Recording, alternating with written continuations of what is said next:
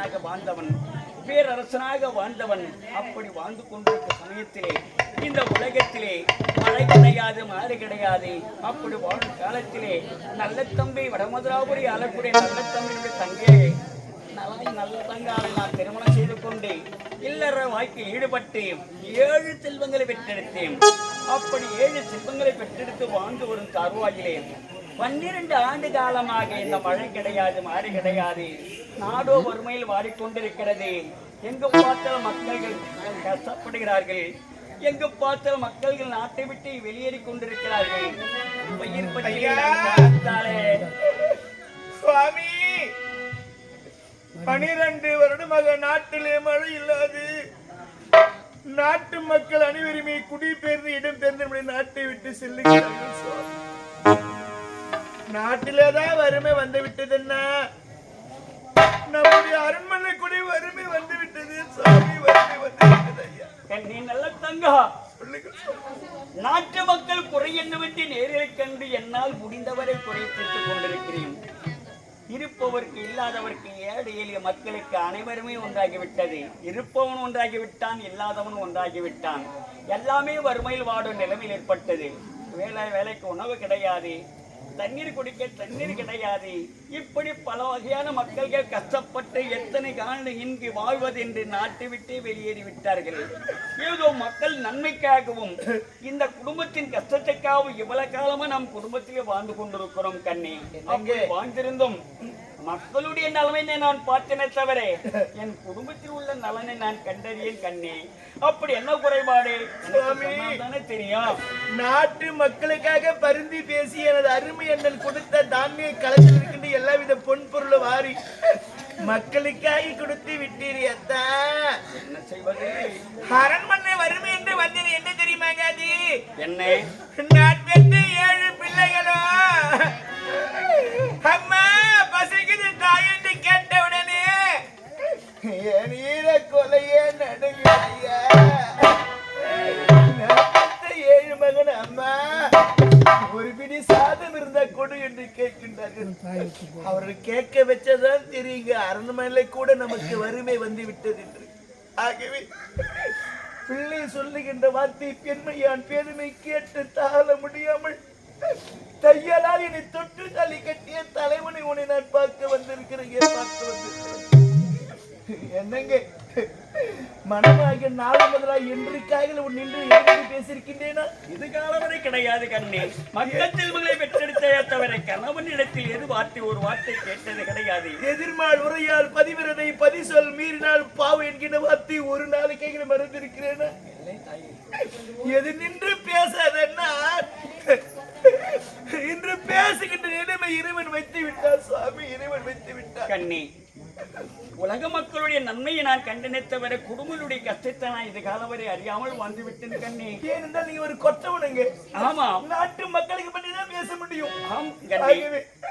நான் பெத்த பிள்ளைகள் பசியால் வாடுகிற நிலைமை கால தாழ முடியாத ஒரு காரணத்தினாலே நீ சம்மதின்னு ஒரு வார்த்தை சொல்லிட்டா நான் பெற்ற 7 பிள்ளைகளும் சென்று வருகிறேன் தாய் வீடு.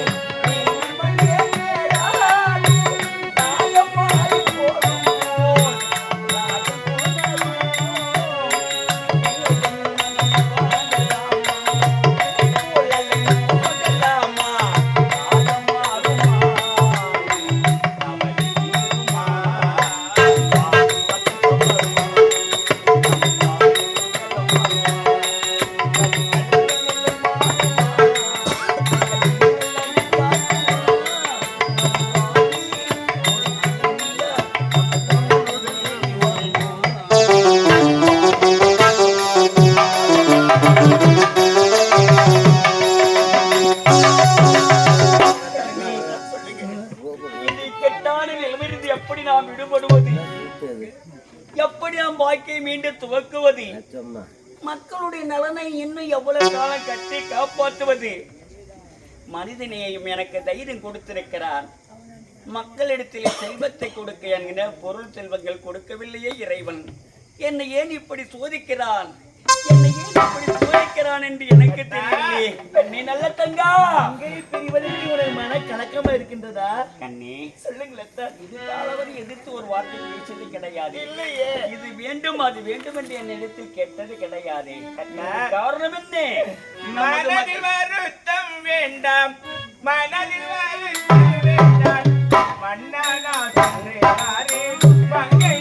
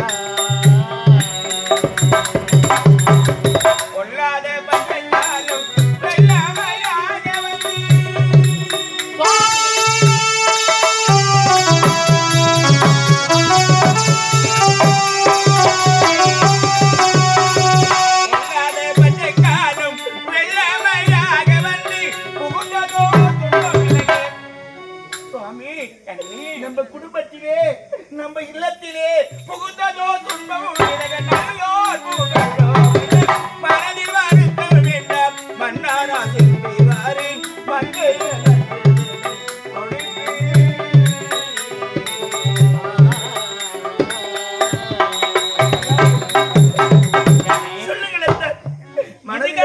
எது வேண்டுமானாலும் கேட்டிருந்தாலும் அது வாரி வழங்கி கொடுத்திருப்பேன். என்னால் முடிந்தவரை என்னால் செய்த உதவி செய்திருப்பேன். ஆனால் மகன்களுக்கு உணவு கிடையாது, உடை கிடையாது என்ற மன வருத்தத்தால் இப்போது அண்ணன் வீடு சென்று வருகிறேன் என்று சொல்லுகிறாயே கண்ணே. நாம் செல்வம் இருக்கும் போது சென்றால் வாருங்கள் மைத்துனரே, வாருங்கள் தங்கா, வாருங்கள் என்று அனைவரும் அழைப்பார்கள், வரவேற்பு கொடுப்பார்கள், உனக்கு வேண்டிய உபசரணை செய்வார்கள். ஆனா கெட்டும் வந்து தாய் வீடு போக கூடாது கண்ணே. அப்படி போன நமக்கு நன்மை கிடையாது கண்ணே. நீ உன் தாய் வீடு சென்று விட்டார் நாட்டுள்ள மக்கள்கள் அவரவர் தாய் வீட்டுக்கு போய் விடுவார்களே. நாம எடுத்துக்காட்டாக வாயலாமா? கூடாது கண்ணே. எண்ணத்தை விட்டுவிடு கண்ணே. இது கால வரை கஷ்டங்கள் அனுபவித்தோம். அந்த இறைவன் இருக்கிறான். இன்னும் கொஞ்ச காலம் எந்த வழி விடுகிறானோ அதன்படி நடக்கலாம் கண்ணே. நான் வேண்டுமானாலும் பிள்ளைக்காக தானே போறேன்னு தவிர வீடு போக வேண்டிய ஒரு மன எண்ணத்தோடு நான் போகவில்லை என் ராஜா. என்னங்க பாவேனா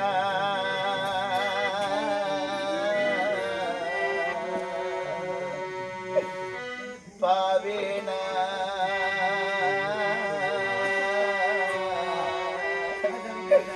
செய்த பாவா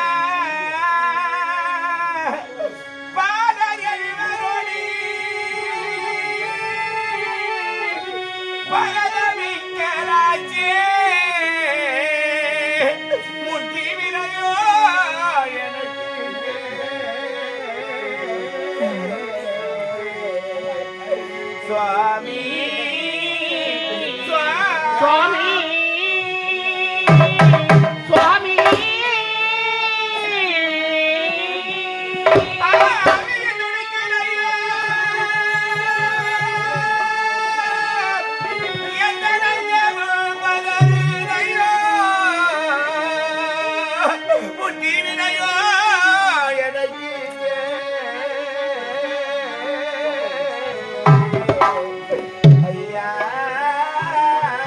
ஐயா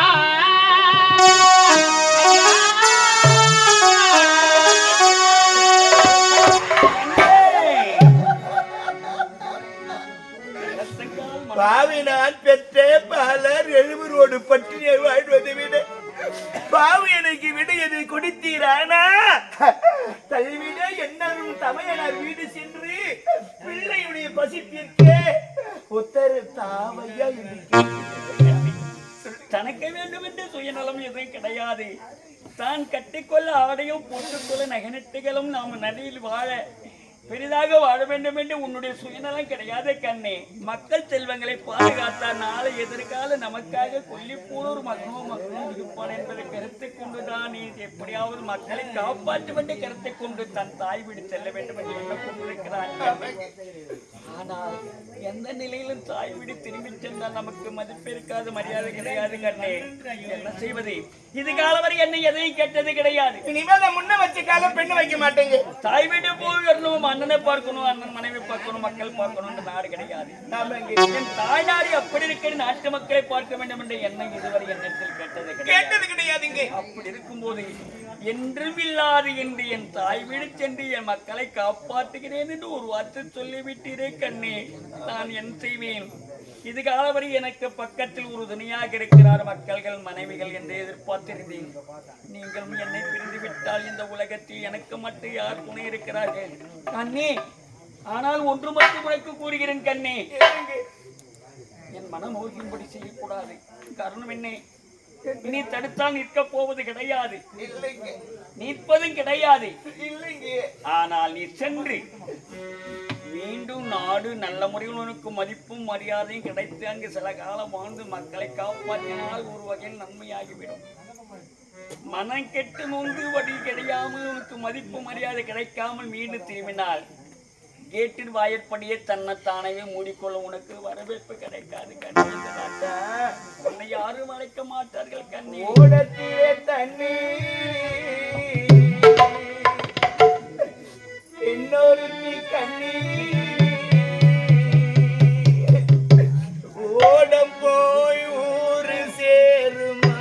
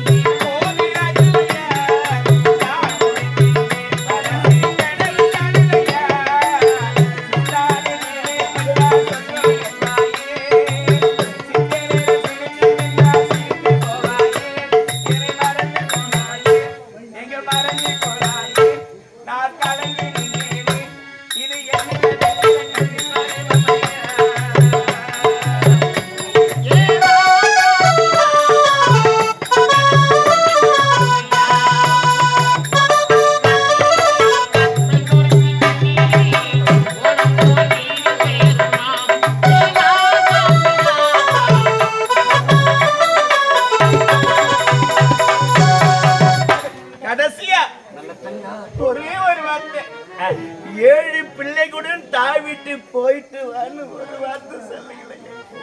கண்ணே, உன் மனம் அப்படி இருக்கிறது, என் மனமோ தடுக்கிறது. இந்த இக்கட்டான நிலைமை என்ன செய்வது எனக்கு தெரியவில்லை. ஓ என்னது? போ போ அண்ணா!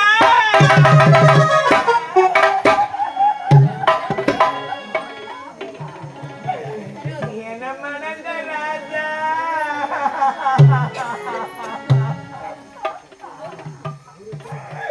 போன்னு சொல்றீங்களே ஐயா, கண்ணே, போயிட்டு வான்னு ஒரு வார்த்தை சொல்லக்கூடாதா? நான் என்ன பேசுகிறேன் என்ன சொல்கிறேன் என்பது எனக்கு தெரியாமல் என்ன சொல்லிவிட்டேன். ஆமாங்க, மனதுல என்ன நினைக்கிறியோ அதுதான் உதட்டின் வழியா வார்த்தை வெளிவருமா? நீ மனசுல என்னங்க நினைச்சீங்க? என்ன செய்வதை பிரிய முடியாத தவிப்பு, அது என்ன சொல்வது என்று எனக்கு தெரியாத ஒரு திகைப்பு. இதனால் என்ன நடக்குது என்று எனக்கு ஒரு விளக்கம். நான் என்ன செய்வது என்று புரியவில்லை கண்ணே. நான் போறேங்க. கண்ணே, அண்ணா! என்னங்க?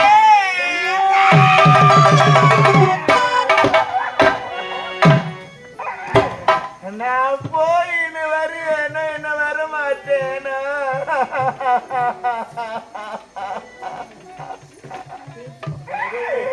ஐயா,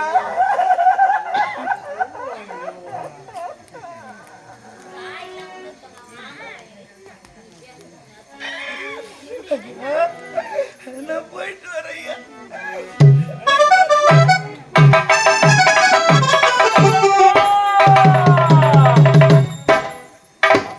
உடைந்த பானை போயட்டார்கள், ஒன்று சேர்க்க முடியாது, முடியாது. உடைந்த பாண்டம் போலென்றாலும் ஒன்று சேர்க்க முடியாது,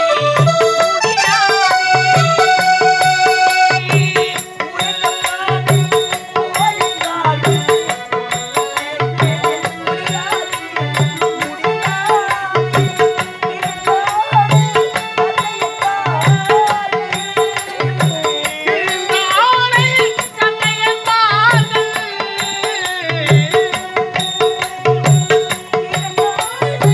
கண்ணையன்பார்கள் முடியாது.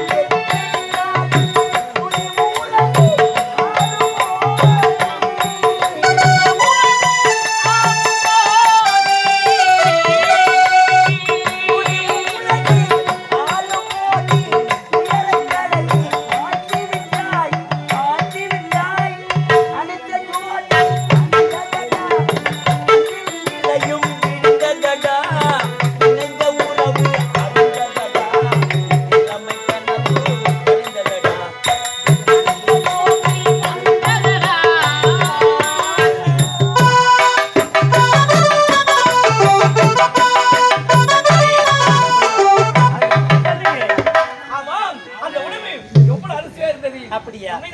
இருந்தாலும் நான் சாப்பிட்டதை தவிர எனக்கு தூக்கம் வருகிறது. அப்படியா? அதனால உன் மடி மீது படுத்தி நான் உறங்க வேண்டும். ஆகட்டுங்க, அப்படியே ஆகட்டும்.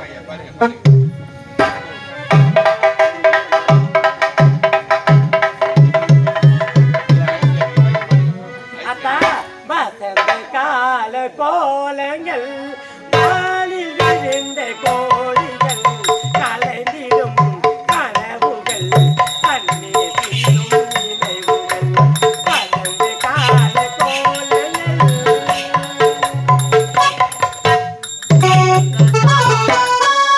ஆ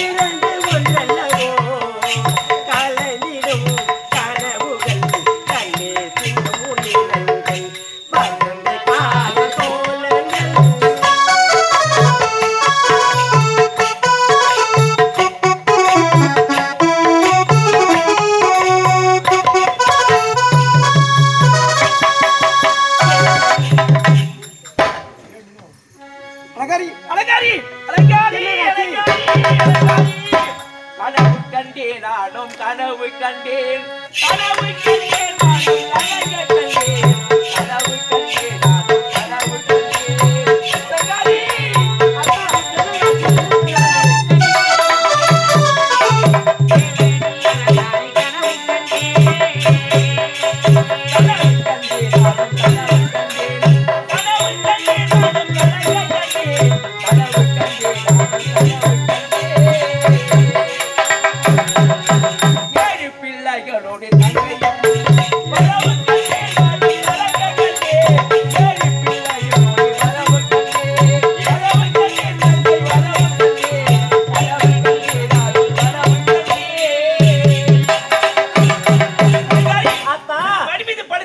நான் ஓய்வெடுக்கும் நேரத்தில் ஆகாத கனவு கண்டேன். என்ன கனவு கண்டீங்க? அந்த கனவு தெரியுமா? என் தங்கை நல்ல தங்கமோ 7 பிள்ளைகளோடு இந்த காலகத்தில் அழுது கொண்டு வருவதை இந்த பாவிடான் கனவு கண்டேன். அத்தா போயிருந்தீங்க. இது பகல் கனவு. ஒரு கனவு பலிக்கவே பலிக்காது. அதே இரவு கனவு விட்டோம் கண்டிப்பா பலிக்குங்க. நான் சொல்லி பார்த்துக்கங்க.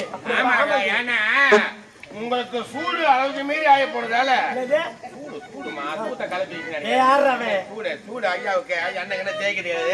நாட்டு மக்களே கெஜினுங்கிறாங்க.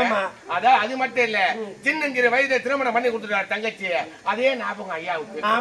அதான் வேற ஒண்ணும் பகுதி பாசம் மீறி இப்படி கழுவா. ஆமாங்க வேங்க அப்படிதான் ஏதோ நேரதா. நான் சொல்லி பார்த்துக்கங்க. நான் யாருடைய மனைவி? பகல் கனவு ஒரு காலம் பலிக்கவே பலிக்காது. தெரியாதாங்க.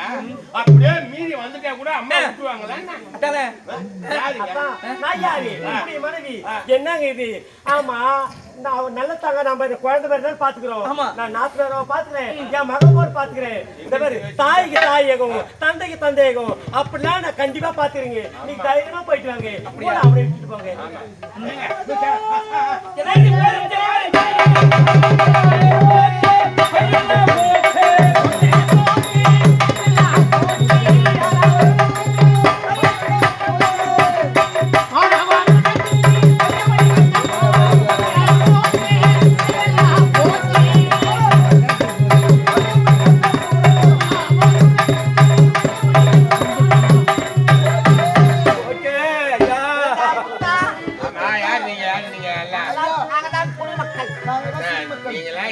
குடி கேட்டா விலைவாசி ஏறி போச்சு. ஐயா நாங்க மற்ற பேரும் விபச்சாரம் பண்றவங்க.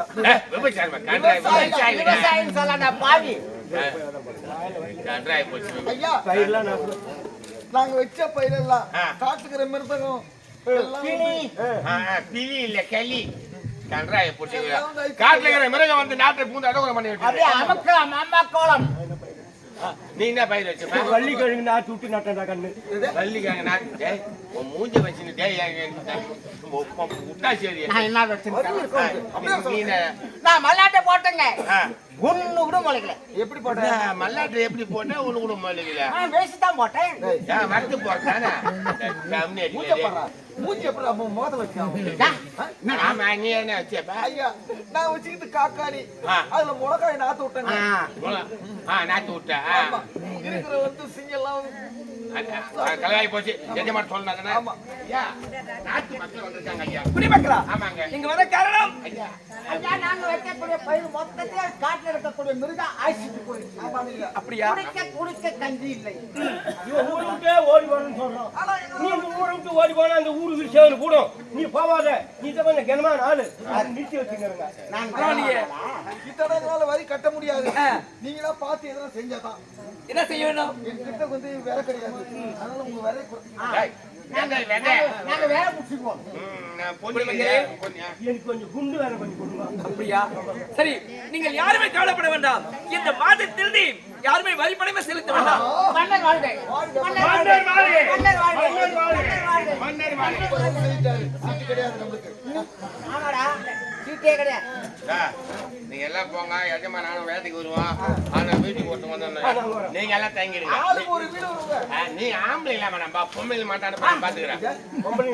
நீங்க எல்லாம் வீட்டுல தங்கிடுங்க, உங்க சம்சாரம் தான் அனுப்பி நான் பாத்துக்கிறேன்றேன். ஏய் நீங்க வந்தா குச்சி போட்டு பத்திப்பீங்க, பொம்பளைங்கன்னா கரெக்டா குடிப்பாங்க. புரிய கிளம்புங்க கிளம்புங்க கிளம்புங்க. மக்களே, அது மட்டும் இல்லாது காவலர் தாரி உடனே தெரிந்து வருங்கள். இவருக்கு என்ன விதை தேவையோ அடுத்தும் கொடுத்து அனுப்புங்க.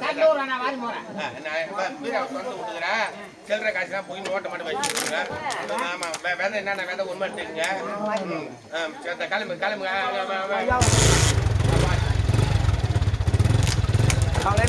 இப்படி நாடகம் செல்ல வேண்டும். அதனால் இப்ப எல்லாத்தையும் செய்ய வேண்டும்.